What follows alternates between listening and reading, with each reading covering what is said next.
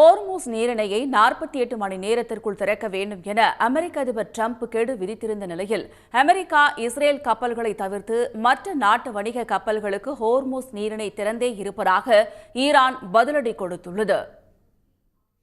America மற்றும் Israel ஆதரவு படைகளுக்கும் ஈரானுக்கும் இடையிலான போர் இன்று 24வது நாளை எட்டியுள்ளது. போரின் உச்சகட்டமாக இரு நாடுகளும் ஒன்றையொன்று அணுசக்தி நிலையங்களை குறிவைத்து தாக்கி வரும் நிலையில் நடான்ஸ் அணுசக்தி மையம் மீதான தாக்குதலுக்கு பதிலடியாக இஸ்ரேலின் அணு ஆராய்ச்சி மையமான ஷிமோன் பெரேஸ் நகரில் அமைந்துள்ள டிமோனா நகரை நோக்கி ஈரான் ஏவுகணைகளை வீசியது. அணு ஆராய்ச்சி மையத்திலிருந்து வெறும் 13 கிலோமீட்டர் தொலைவில் ஏவுகணைகள் விழுந்து வெடித்தன. இந்த தாக்குதலால் நிலைகுலைந்து போன டிமோனா, ஆராட் ஆகிய இடங்களை இஸ்ரேல் பிரதமர் நெதன்யாகு பார்வையிட்டார். அப்போது ஈரானுக்கு எதிரான போரில் தங்களுடன் இணைய வேண்டும் என்று உலக நாடுகளுக்கு நெதன்யாகு அழைப்பு விடுத்தார்.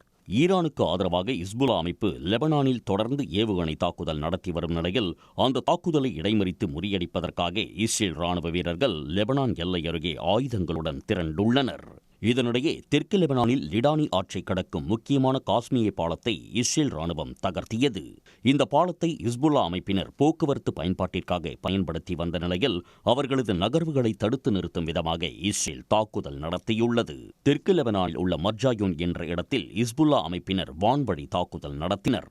இதனால் அங்கு வெடிப்பு சத்தத்துடன் புகை மேகங்கள் சூழ்ந்து காணப்பட்டன. ஹோர்முஸ் தீவு அருகே அமெரிக்காவின் அதிநவீன F-15 போர் விமானத்தை 2வது முறையாக சுட்டு வீழ்த்தியுள்ளதாக கூறியுள்ள ஈரான் ராணுவம் அது தொடர்பான வீடியோ ஆதாரத்தையும் வெளியிட்டுள்ளது. இதனிடையே ஹோர்முஸ் நீரிணையை 48 மணி நேரத்திற்குள் திறக்க வேண்டும் என கெடு விதித்த அமெரிக்க அதிபர் டிரம்புக்கு ஈரான் பதிலடி கொடுத்துள்ளது.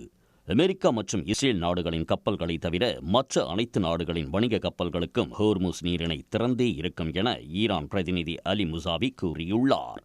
ஈரானின் எதிரி நாடுகளுடன் தொடர்பில்லாத கப்பல்கள் தெஹ்ரான் அரசுடன் முறையான பாதுகாப்பு ஏற்பாடுகளை ஒருங்கிணைப்பதன் மூலம் எவ்வித தடையுமின்றி இந்த நீர்வழியை கடந்து செல்லலாம் என அவர் விளக்கம் அளித்துள்ளார்.